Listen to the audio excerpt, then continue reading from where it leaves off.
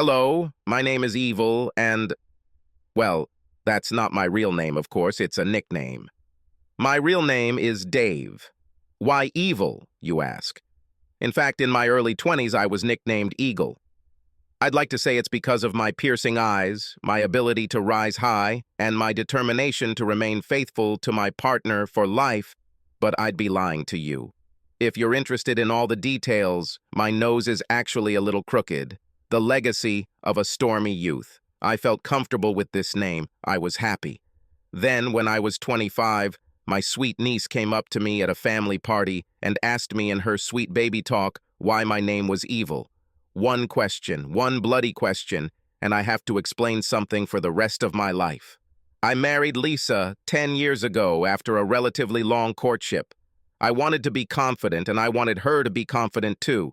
We Eagles truly choose a partner for life and will never voluntarily end our marriage. I believe what my parents' generation believed. You make a conscious decision and then live with the consequences of that decision. I loved my wife, and at that time I believed that she loved me. Apart from this belief, I considered myself a modern man. The old-fashioned scenario where the man talks and the woman does is not for me. In my world, men and women can be equal. The fabulous 4 children and grandchildren, however, were not destined for us. After 3 years of trying without success, we decided to test me. God, how awkward that was. My little swimmers, however, made me proud. I had more than enough to complete the task. Then Lisa was checked. She had deformed ovaries. We optimistically asked the doctor if this meant she would have problems conceiving. He said no, she would never get pregnant. I pretended it was normal because I could see Lisa was devastated. I told her that this is normal for me. I can be happy just loving her for the rest of my life. Lying is acceptable when you love someone and choose a partner for life. In addition, modern couples often remain childless. I still loved her after her changed attitude cost her her job as a customer service representative, and she didn't feel confident enough to look for another. Or when her decreased activity caused her to gain some weight. When she stopped dressing nicely and wearing a lot of makeup, I still loved her. Eagles choose a partner for life and do not allow temporary mood swings to cause them to kick their partner out of the nest. Modern men take responsibility and try even harder. This evil eagle increased the number of compliments, bought his companion flowers and gifts, and took her on vacation twice a year. Although he was trying to develop a young electrical business and could poorly afford time for vacation. This eagle's internal alarms must have gone off when our circle of friends began to fade. They didn't work because the decline was so slow and subtle. As couples in our circle of friends began to fulfill their social duty and have children, they gradually disappeared as friends. I did not immediately understand that as soon as they had a child, Lisa gradually moved away from them. Since she controlled our social calendar, I was unaware of these interactions. One of the events that spurred me to action was the realization that, while I was the main breadwinner, I had also become the main entertainer. The modern man has taken this for granted. I noticed that the conditions in the nest were gradually changing. When Lisa first left work, she responded by becoming interested in homemaking, cooking, and our garden. Our home went from well-kept to immaculate. Our garden delighted everyone as an area, obviously loved and pampered. I would come home at least twice a week to find strange, exotic smells coming from the kitchen.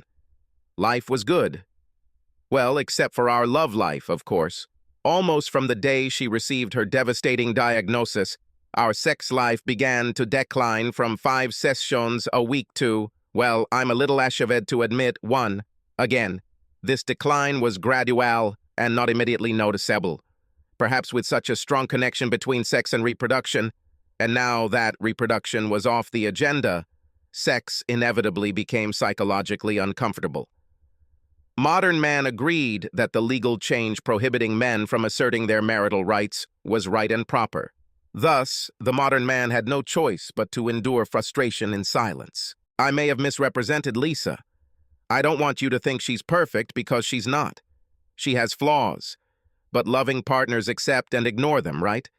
Probably the most annoying thing was her, well, I can't even think of a name for it.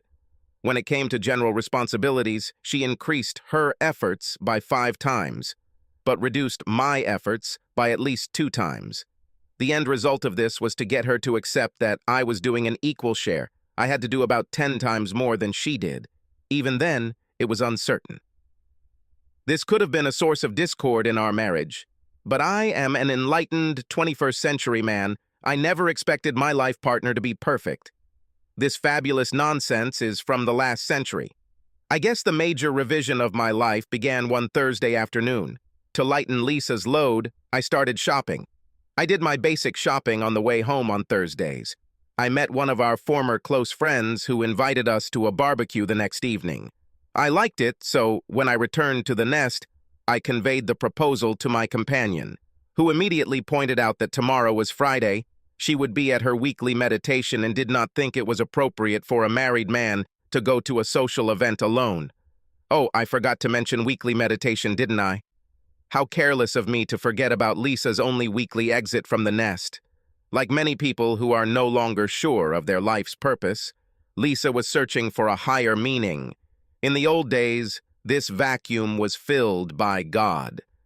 The modern woman I married could not bring herself to follow this old-fashioned path and joined a group I called Recyclers of Ancient Wisdom. Every Friday, she and a group of other lost souls would gather and meditate.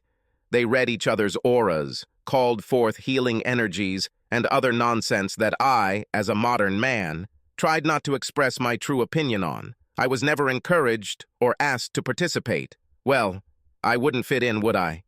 I never met any of her fellow meditators in a social context, but observed them on the rare occasions when I was asked to pick up Lisa after. The men in these classes were soft, long-haired, effeminate types. The type that even made this modern man's palms itch. Women would have been called hippies in past generations. Again, long hair, usually unkempt, soft smiles and breasts swinging freely. Not constrained by those symbols of 20th century male dominance, bras. Although not proven, my imagination suggested luxuriant growths of armpit hair. In my mind, Lisa never fit into this group. With her smooth armpits and love of materialism, how could she? None of the men seemed to be involved with any of the women, and I was the only one taking a spouse. Then I looked at the faces of Lisa's astral travel comrades and was no longer surprised. I don't want to sound ungrateful, but most of them had faces less attractive than my own armpits. Lisa would go down to the bottom of my modern day, telling me about Jenny's aura that night, or who was the recipient of the healing energy that night. This modern man is ashamed to admit that he has switched off. Almost every night he went to bed alone, while the modern woman meditated well after the modern man's 8-hour sleep start time. So I found myself alone on a Friday night, looking around at an untidy house, with unpacked bags of food from the restaurant from Wednesday. A house located on a site that increasingly resembled the deep Amazon. The switch in my brain went from off to on. Cobweb-filled neural pathways opened up. The conclusion was drawn. In terms of the modern man, how could I get Lisa back on track? I had long suspected that depression, caused by Lisa's deep knowledge that, evolutionarily speaking, she had no purpose, could overwhelm anyone. It definitely overwhelmed me. The next day, I began my campaign to convince my companion to seek treatment for her depression. The campaign started off poorly, around -100, when Lisa denied having the disorder. Cursing himself, this modern man did what he should have done from the very beginning. He began to study the topic. Guess what? Most people who suffer from depression do not realize that they have it. Thus began the education campaign. The results were unimpressive, if I'm honest with myself. Lisa stubbornly refused to see unenlightened psychiatrists or even psychologists. The ancient Eastern sages didn't believe in such things, and being a hippie certainly wasn't a disorder. This modern man was even accused of being a Neanderthal for not believing that healing energy could be summoned to be sent to someone with an ingrown toenail through the astral plane. After months of effort, the best I could achieve was Lisa's reluctant commitment to contact her group's guru for advice on choosing an alternative consultant.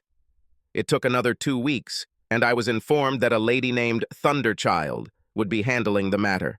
Not the best start, but better than nothing. Consultations were held on Tuesdays and Thursdays. I was assured that she was a professional, talkative person, and the early signs were good. After the first week, Lisa announced that the main problem seemed to be that she had no purpose in life. Thunderchild should have used a different wording for this advice than I have found in recent months. I was pleasantly surprised when Lisa's new goal in life, volunteering for charity on Mondays, Wednesdays, and Fridays, seemed to contribute to a partial recovery. The self-forgetfulness is gone. Although I had to suggest that with her counseling sessions from 3 p.m. to 5 p.m., she still had time to prepare dinner before then, so takeout 5 nights a week was not a necessity. This also went towards housework. Faded Lisa left. The wife returned, taking care of her appearance and showing a new interest in life. Even more pleasant was the end of autocracy. In her depression, Lisa stopped making decisions, leaving me to fill the gap. It's over, and democracy is back. Even to the point that Lisa made unilateral decisions that by right should have been joint. Not everything was rosy, however. My offer to help me with my business instead of volunteering 3 days a week was firmly rejected. She argued that she had to follow her consultant's instructions to the letter, and apparently sacrifice without personal gain was critical. No hint made her cook on Mondays, Wednesdays, and Fridays, so the modern man took the lead on at least the first 2 of those days. Like him, he took on the responsibility of caring for the garden. The Amazon has been deforested, but in a good way. Perhaps the most significant indicator of profound change has been the revival of the modern couple's sex life. Gone is the weekly prayer. In its place was a regular schedule on Tuesdays, Thursdays, and Saturdays. I, a caveman, did not complain about this lack of spontaneity, thanks to my gratitude.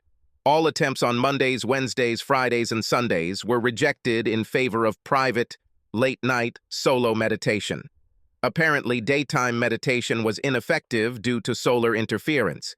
In fact, if not for one small thing, life was bearable. Rejoicing in the increased frequency of intimacy, the modern man did not notice a decrease in quality in the first month. The violent reaction to my passion increasingly disappeared.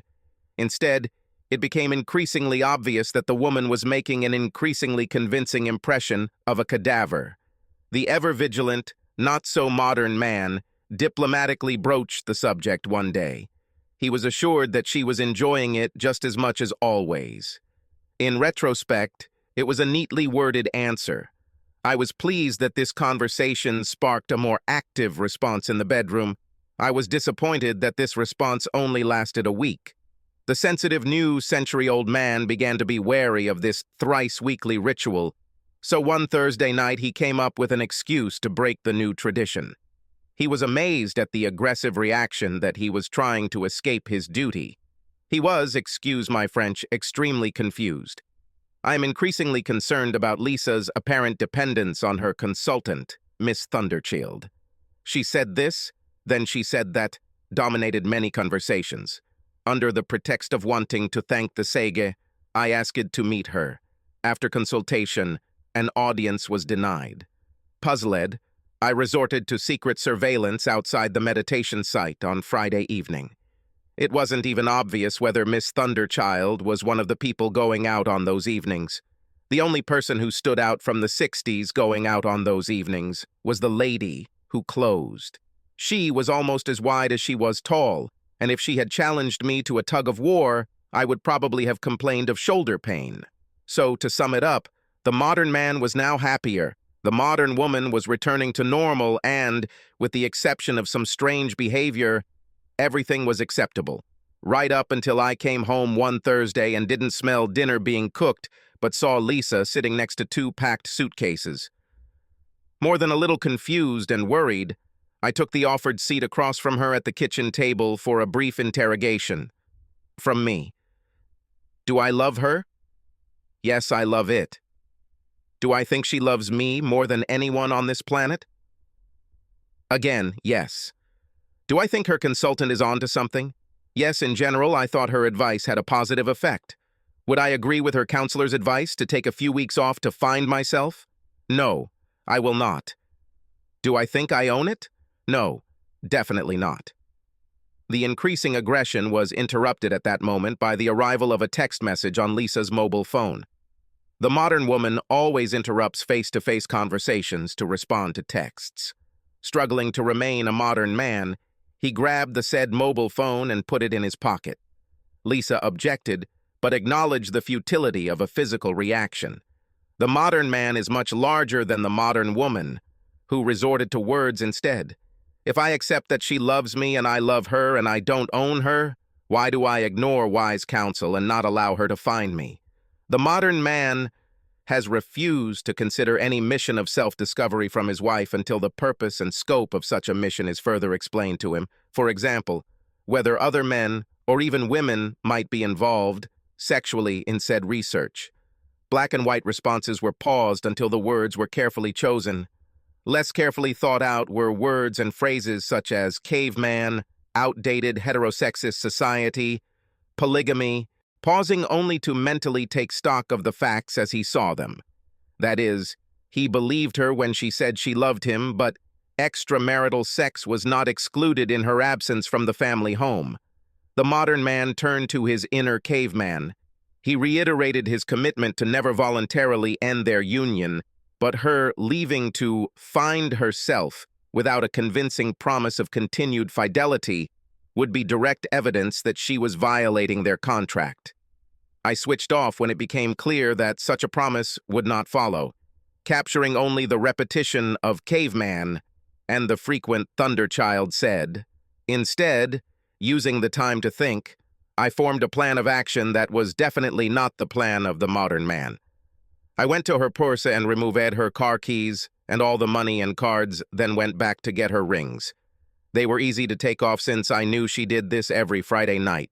Free-spirited hippies don't wear bras or wedding rings. Lisa was raging, pointing out that I had insisted that she get treatment. And now that she was following her therapist's advice, I had no right to object. I replied that the right to object is my most fundamental democratic right, as is my basic requirement for monogamy in marriage. She, like a modern woman, could very well walk out of the gate and into the arms of another man or woman. I really couldn't decide who it was, but she would do it as someone I no longer considered a wife and definitely would not sponsor. A little taken aback by my sudden intransigence, Lisa resorted to her original plan for the evening. She grabbed 2 bags and the rest of her purse and walked out the front door. I followed her, concluding that without money or the ability to call a taxi, Lisa was either acting out of inertia or had someone waiting for her outside. I joined her on the front porch and looked around until I saw a car across the street with its side lights on. I rushed towards her, only to see her run away. The eagle has keen eyesight and has memorized the license plate number. A very disgruntled modern woman followed me back into the house. The tirade I received was clearly out of date and included several expletives common since the mid-century. The tirade again seemed to focus on the tension between my wanting her to get better but not allowing her to follow her counselor's advice. In the middle of the stream, I went to bed, only to be told that she is not going to share her bed with a caveman. I agreed that she shouldn't do that and moved several loads of her things into the spare room. The eagle slept very poorly in his nest that night. I still couldn't decide if there was any apology from Lisa the next morning.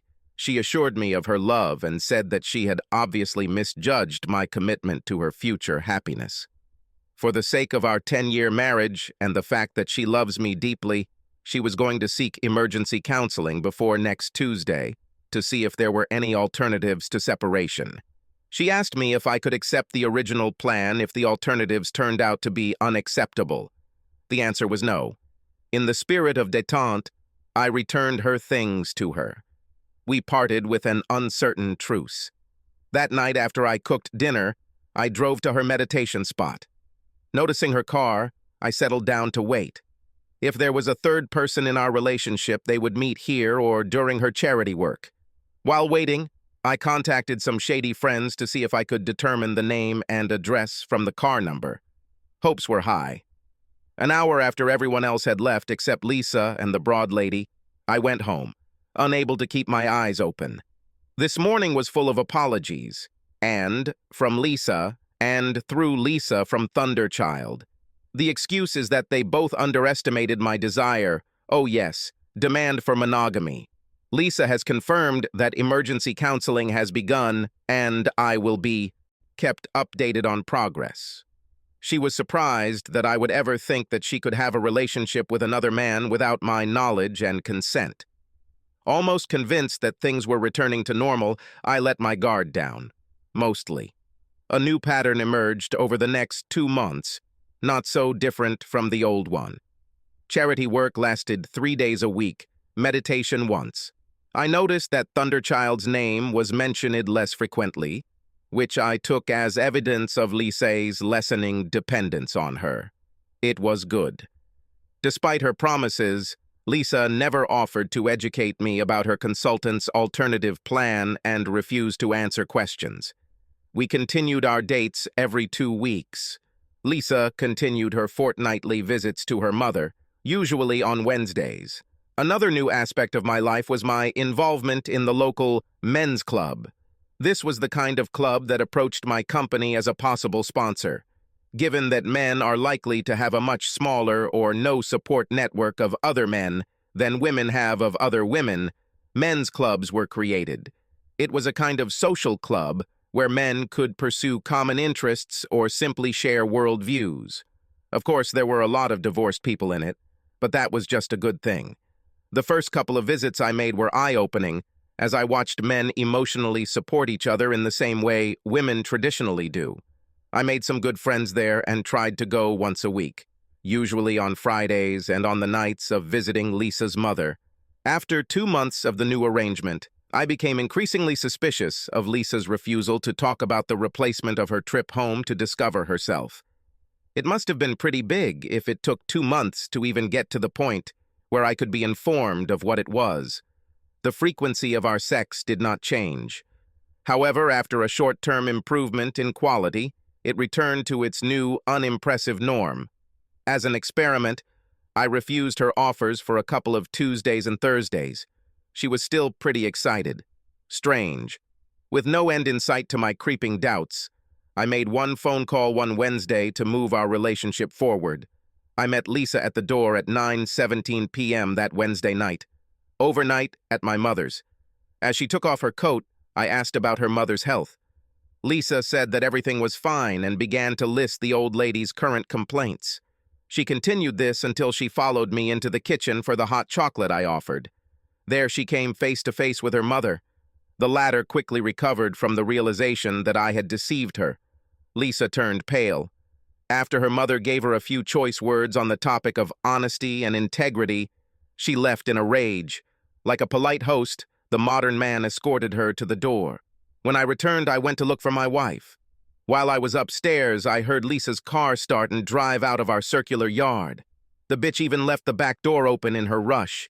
She was still wanted the next day when I left for work, and was not answering my calls. I learned over the phone that she had not contacted her mother. I took some of my valuable time to reflect on my long-standing commitment to choosing a lifelong partner and never knowingly kicking my partner out of the nest. My conclusion was that nothing should change, no matter how ugly things might get. It was with a heavy heart that I returned home that Thursday evening.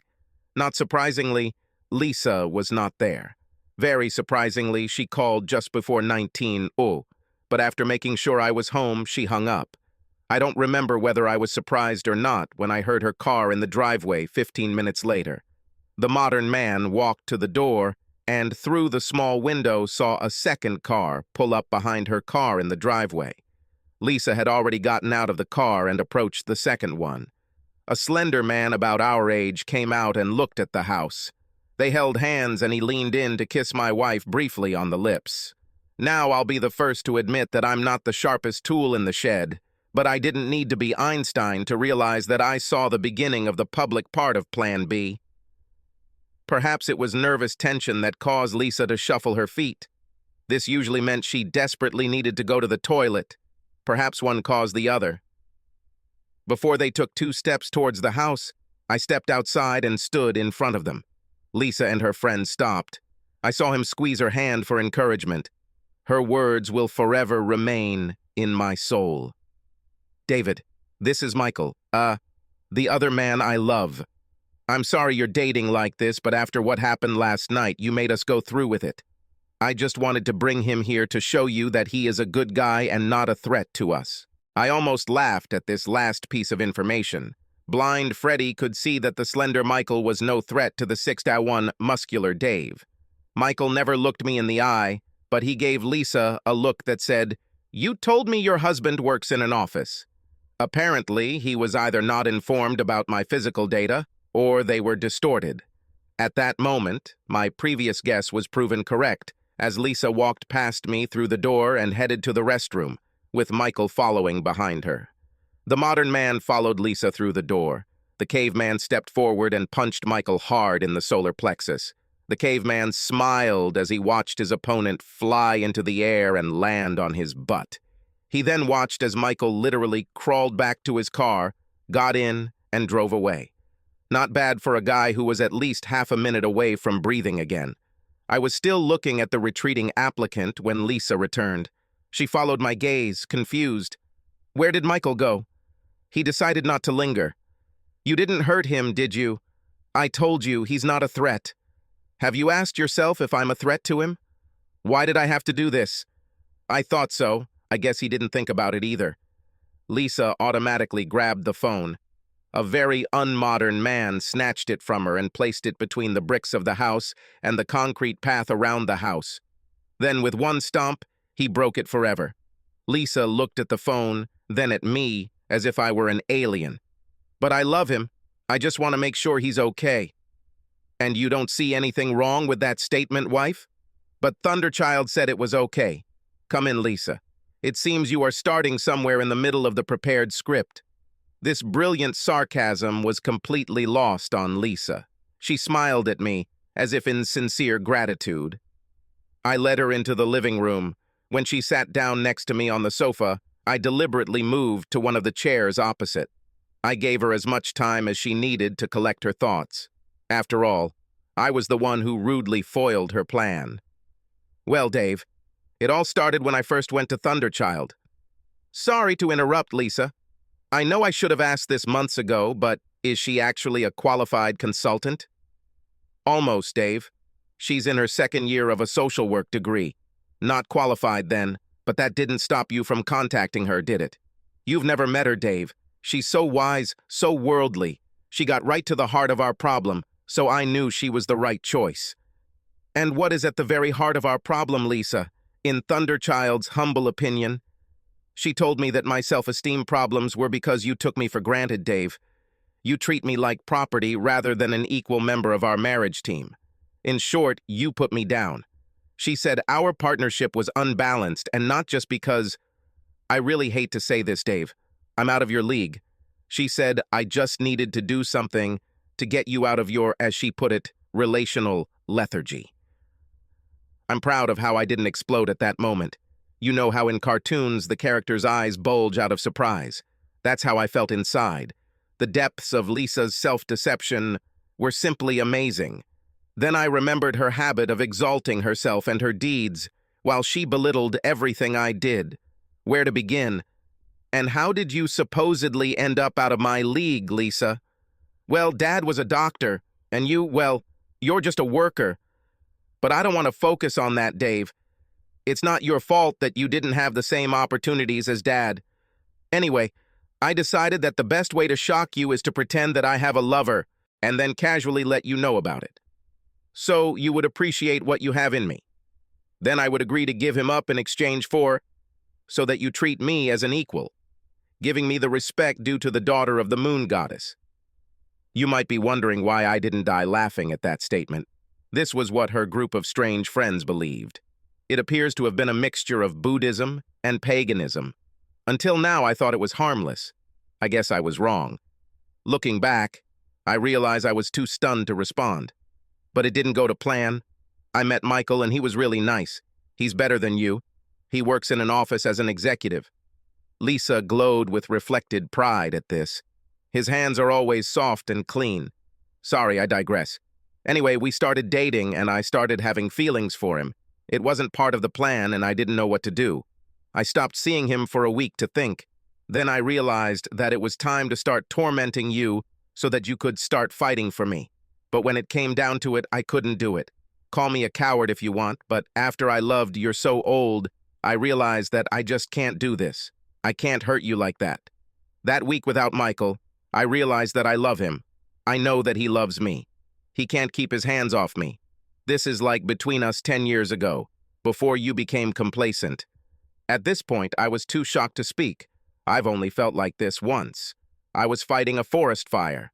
It was early evening when the lights usually slow down due to rising humidity. The fire slowly rolled down the hill against the wind. A group of other volunteers and I were calmly setting a backfire from a cleared clearing about a kilometer from the bottom of the hill. We took our time because we knew we had hours. The fire reached the foot of the hill and suddenly flared up. Against the wind and rising humidity, he covered the kilometer between the hill and me in about 2 minutes. It was so huge and so cruel that I instinctively knew that flight was futile. I was either dead or our clearing would stop him. At the risk of sounding obvious, the latter happened. The point is that the feeling of horror and fascination I felt then was the same as what I feel now. Then I suggested separation so I could explore my feelings for Michael. When you didn't let me leave voluntarily, I realized I couldn't leave without telling you the real reason. I still loved you too much, Dave. I couldn't hurt you. So I went back to secretly meeting behind your back. That way I could explore my feelings for Michael without hurting you. I could see that Lisa was really confused. Well, she wasn't stupid, and subconsciously she must have known that this was complete nonsense. It's time to learn some facts. So, Lisa, I'm guessing you wanted to sleep with him, but couldn't get over your old-fashioned values about not sleeping with someone you don't love. Maybe that's why you fell in love with him? Perhaps because I seemed serious in the conversation, Lisa stopped to think about it. At that moment, I knew that she was completely unaware of her feelings. She also confirmed that she slept with him and did not feel any guilt. Strange. But it just got weirder. Lisa suddenly smiled. Maybe, Dave. I did well, didn't I? I slept with him for 2.5 months and you didn't even know it. I made sure you wouldn't notice any changes. Tell me, did you see any changes in my behavior? Any changes in my love for you? Has our love changed in any way? No, because I love you now as much as I always have. Michael is not a part of us. He is outside of us. I also want, so, he didn't get anything that you didn't get. You and I make love 3 times a week, just like Michael and I. You and I go out once every 2 weeks, just like Michael and I. So, you found out about Michael and me. Nothing should change. I promise you will never know the difference. I finally found my voice. I decided to burst a few logic bubbles. Well, Lisa, in retrospect, I can see the differences. I didn't notice them at the time because I trusted you and thought we shared an equal commitment to loyalty. Wasn't that stupid of me? I'm guessing you were dating Michael on Mondays, Wednesdays, and Fridays. That's when you tried to look your best.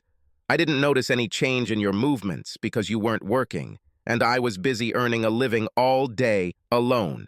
As for our sex life, I did notice an increase in quantity, but a decrease in quality, as if you were just going through the motions. I just thought it was part of your treatment. The treatment you refused to talk to me about, remember? I paused to see if it got through to her. I noticed how she cringed when I mentioned the words trust and loyalty, and also when I pointed out that she was using her leisure time to deceive me. When she did not volunteer to add more, I decided to explore the boundaries of her delusions. So you're asking me so you can continue with the current state of affairs? This caused her to come out of any shame or guilt she was feeling. I knew it was there. Even without her facial cues, I knew that no amount of self-deception could completely hide deep-seated feelings. No, don't ask, Dave. It's important that I establish myself so that you stop dominating me. So where does that leave us? Are you going to leave me and go to Michael? I don't know, Dave. You interrupted my plans before I had fully explored my feelings for Michael. He treats me better than you do, but I'm old enough to realize that it's probably just because our love is new and fresh. He has enough money to spoil me while we always seem to be fighting. I'm confused. I love you both, but it's somehow different. I just don't know, Dave. I knew the money part was true, but I wasn't going to share the reasons why. I was paying for a 4-bedroom house, purchased in anticipation of a family many years ago. To hell with him, he lived in a 1-room apartment.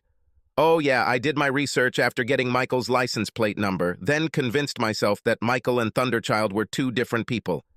I needed more time. This eagle was once an Eagle Scout. The Scout's motto has always been, be prepared. I really regret letting my trust in Lisa dominate my actions in the last 2 months. I still couldn't believe how much her fundamental beliefs had changed. I also regret that the time I had to spend on business at this critical time excluded me from shadowing Lisa during her charity days. There must be a factor I was missing. What are our prospects, Lisa? Well, I talked to Michael last night and he brought up an important point. It's not fair that you live with me and have me almost exclusively while he only sees me part of 3 days a week. Oh yeah, I wanted to ask how he works in an office and still sees you during the day. He starts work at 15 hours and works until 23 hours, so he has a day off every other Wednesday. Now, as I said, Michael thinks it's unfair that he sees so little of me. He wants to take me on vacation. He has a trailer, so it should be fun. We were going to go when I suggested that separation, but you ruined it. Now that you know about him, I think it's only fair that I spend more time with him. Sorry for ruining your vacation with your boyfriend, wife. Once again, this stunningly sarcastic remark completely missed her. I will have to study the misconceptions. These were amazing in their scale. I needed a way to shake her up. You really don't understand how you hurt me with your betrayal, do you? How much damage have you caused? Oh no, you're not going to put this on me. If you had just gone along with our idea of being apart and not prying into my business, we wouldn't be having this conversation right now, and you wouldn't be getting hurt. There must be a way to get past her defenses. The guilt obviously didn't work. This would not, of course, affect her fate, which was determined half an hour ago. My amazement was interrupted when she went to the toilet again. I started again when she returned. So you're going on an exciting vacation with Michael. What's next? Well, I'm not naive enough to think that after a 2-week vacation, I'll be confident in my decision. I'll have to see how I feel. I'll either stay with him for a few more weeks after that or come back here. When I get back, I promise to let you show me how much you love me. I assure you. I will make my decision with an open mind. You won't see that anything has changed. How long do you plan for this to go on, Lisa? Only until I make a decision, Dave. I'm not stupid enough to expect to be able to have both of you in the long run. I don't really know how long it will take, but rest. Assured, once I make a decision, I'll let one of you know. Please don't ask me to commit to any deadlines. It's too important for that. I went to the toilet this time.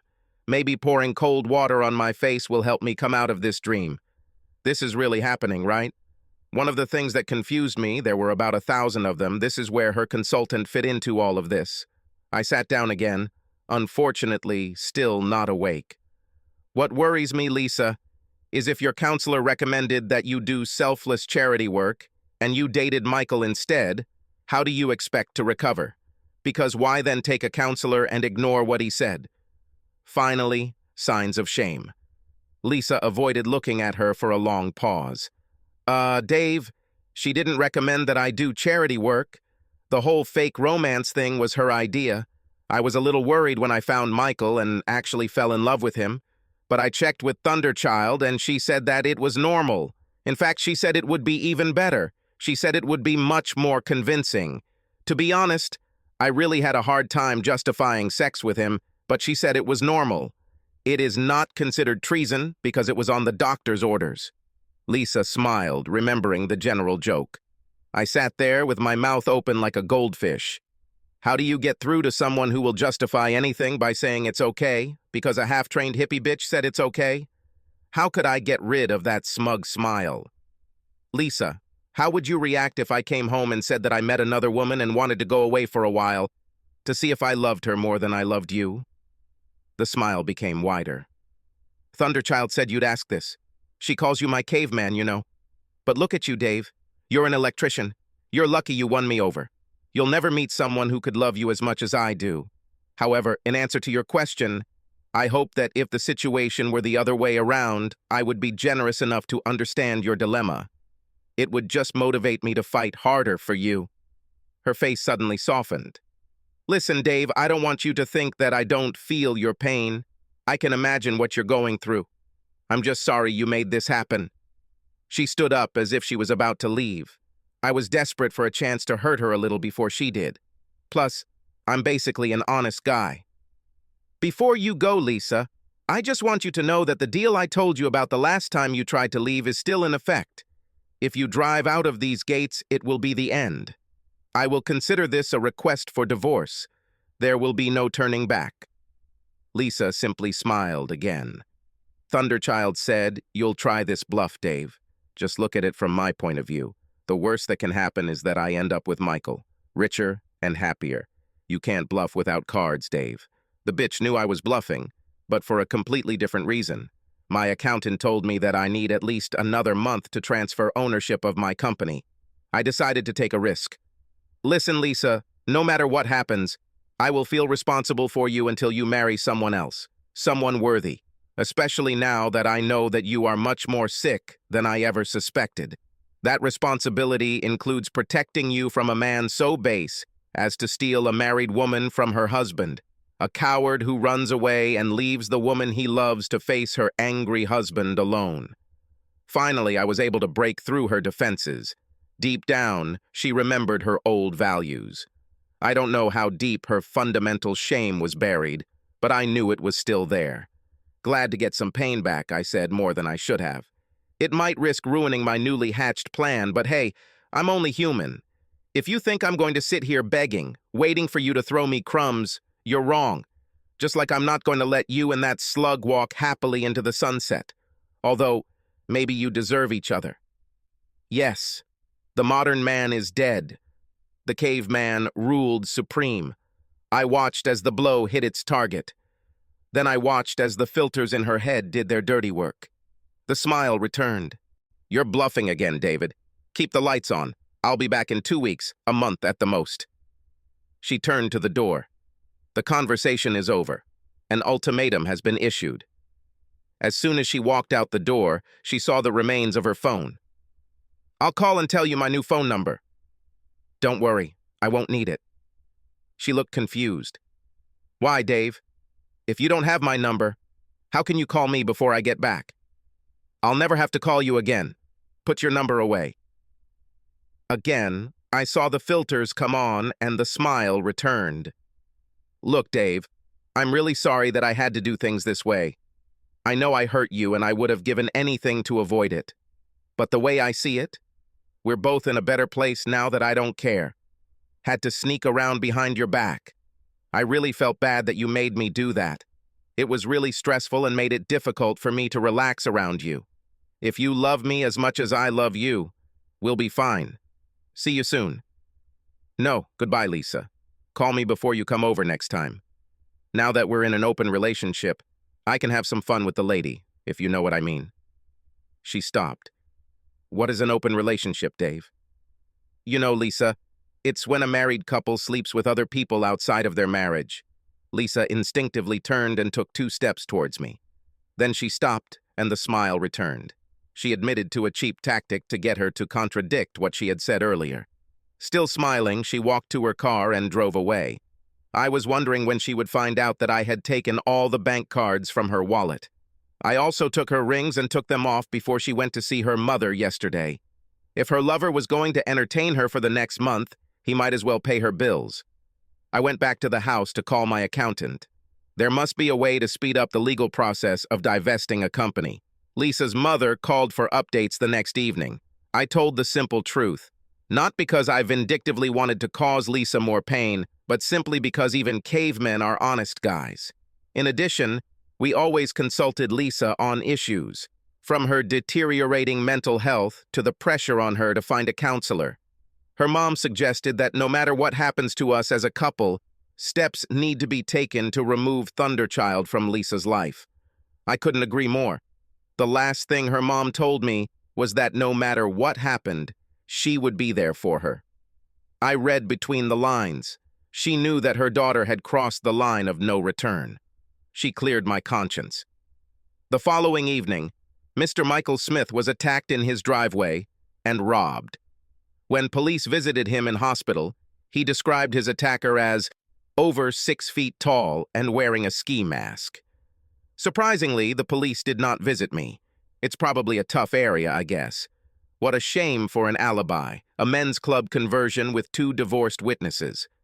I watched his apartment the next day when Lisa brought him home from the hospital. He slouched a little. They were broken ribs. He also walked like an old cowboy. I called the lock service the next day because I came home to find that many of Lisa's things were missing. She also left her new phone number. I programmed it into my cell phone so I know which calls to ignore. 2 weeks later, I watched Lisa and him load a trailer parked in his driveway, already attached to his car. This activity continued late into the night under the light of newly installed security lights. The next night I drove past the apartment and saw a strange sight. A car with its nose pointing upward and a broken windshield above the steering wheel. The rear axle of the car, along with the wheels, lay a meter behind the stern.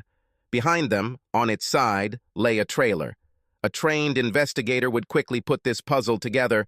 A driver revving his engine to get a heavy trailer up his driveway is stunned when the chain tying the vehicle's rear axle to a tree reaches its limit. The sudden shock caused by the detachment of the rear bogie and the action of Newton's first law caused the driver's head to hit the windshield. "You should wear your seatbelt, Michael." The impulse from the suddenly tightened chain under the trailer wheel turned it over on its side. Childish pranks, probably.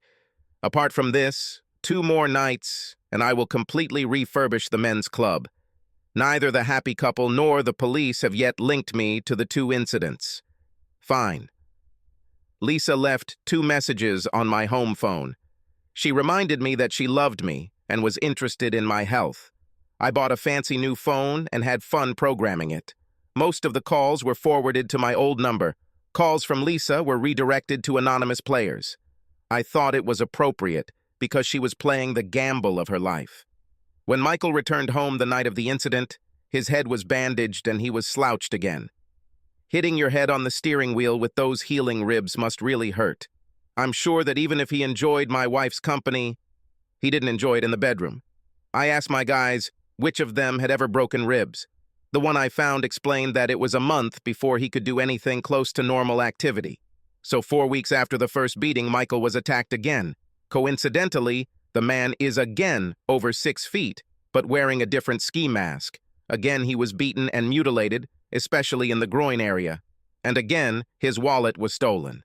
This time, the local police visited me, as did the men's club member whose house I was installing new light fixtures at the time of the incident. It's wonderful how the men's club charter works. Men support each other in difficult times. As far as I could tell, Michael spent 3 days in the hospital this time. It was a little hard to tell. He hadn't replaced his car yet.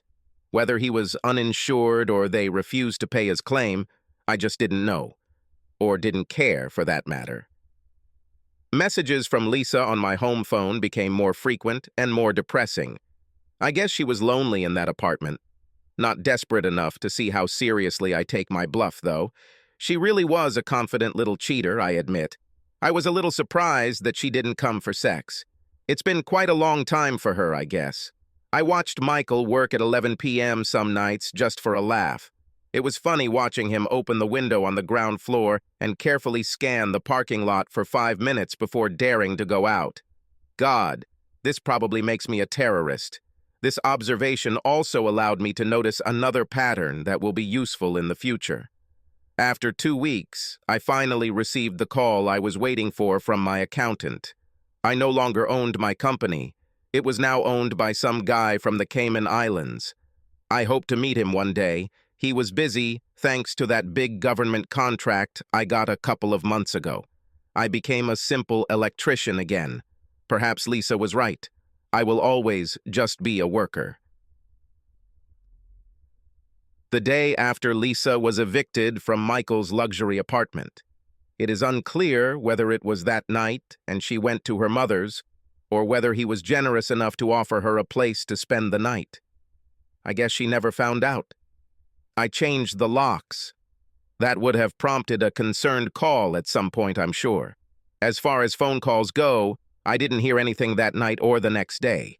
Without any clues on what to rely on, I had to count on when she would come. I'm lucky. It was after 9 the next night when I heard a rustling noise, like a key that no longer fit, trying to open the door lock. After almost a minute of trying, the doorbell rang.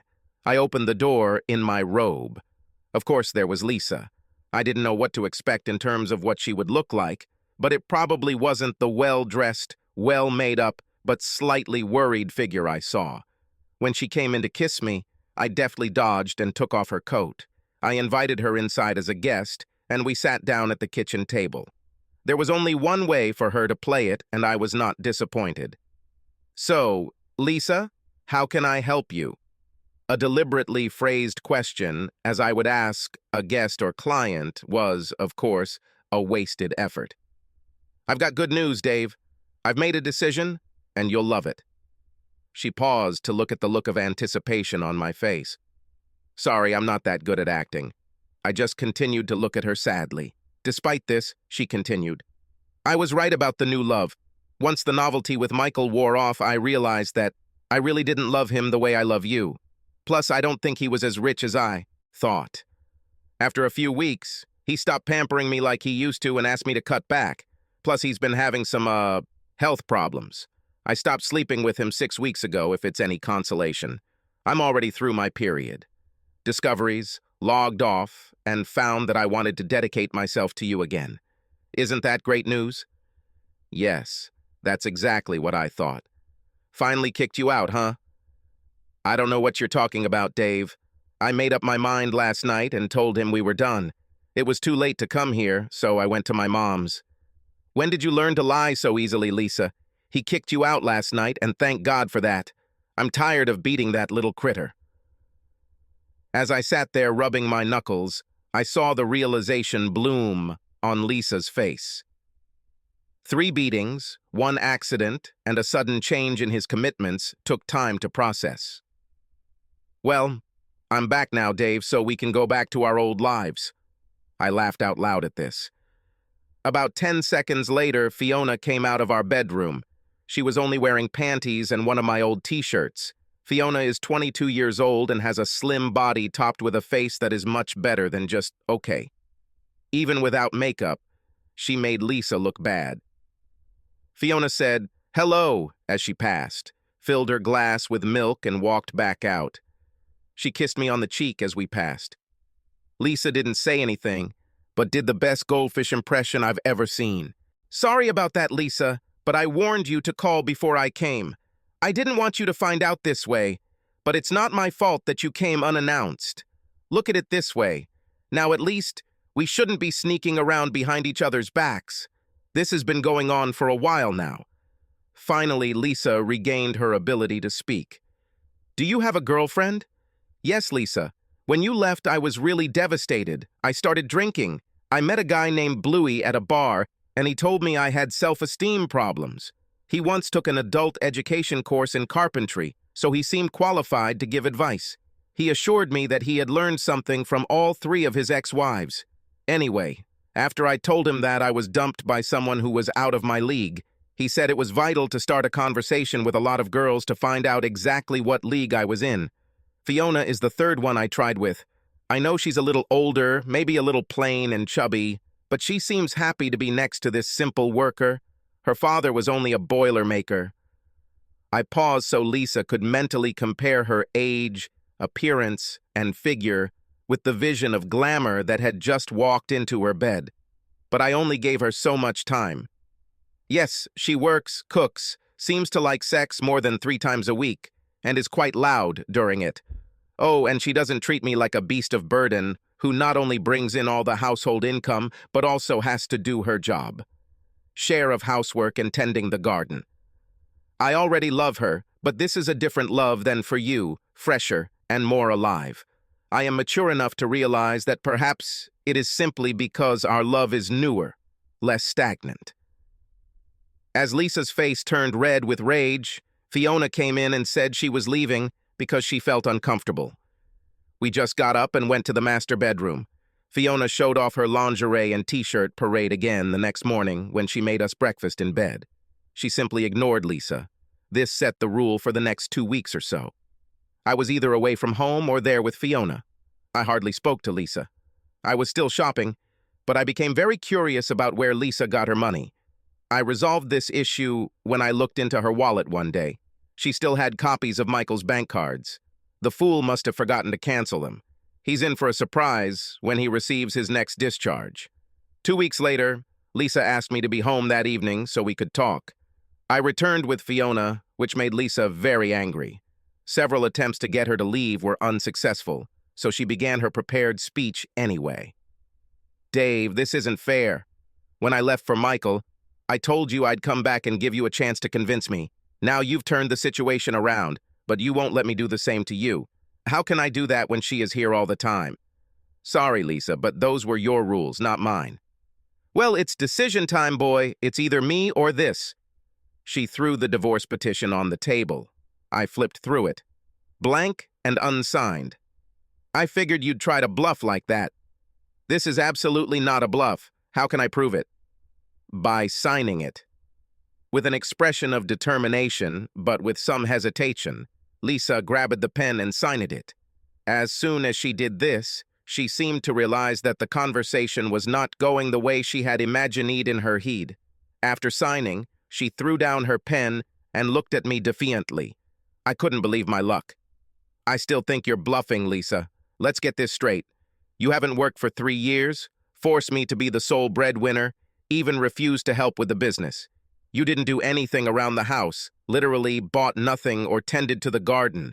We ate fast food every other night because you were too lazy to cook.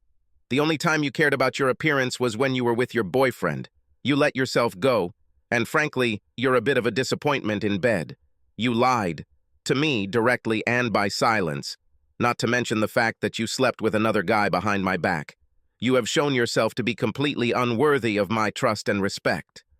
Worst of all, you have condemned me to a childless future.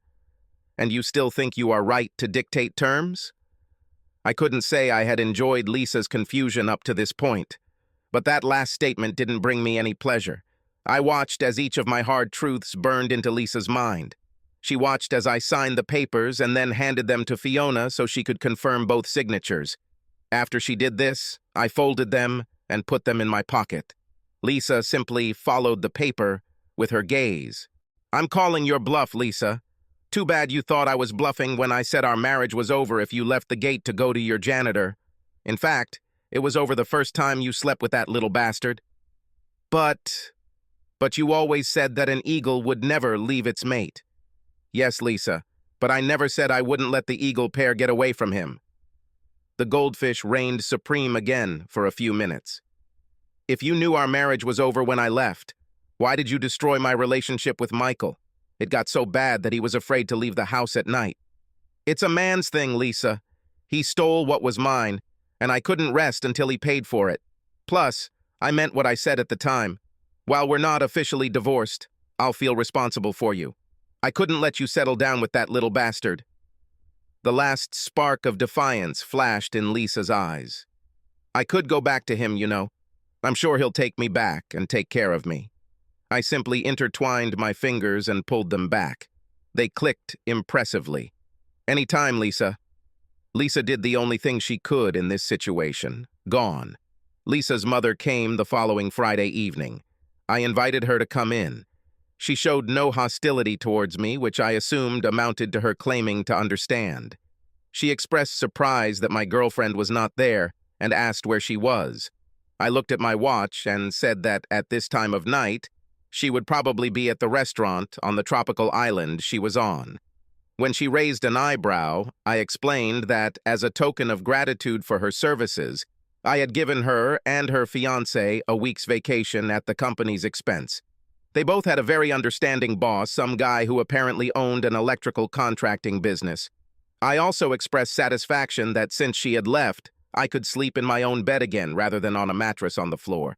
I swear I saw admiration in her eyes. Then we got down to business. She was here to negotiate a divorce. My generous offer to split all of our assets except the company 50-50 made the process simple and quick.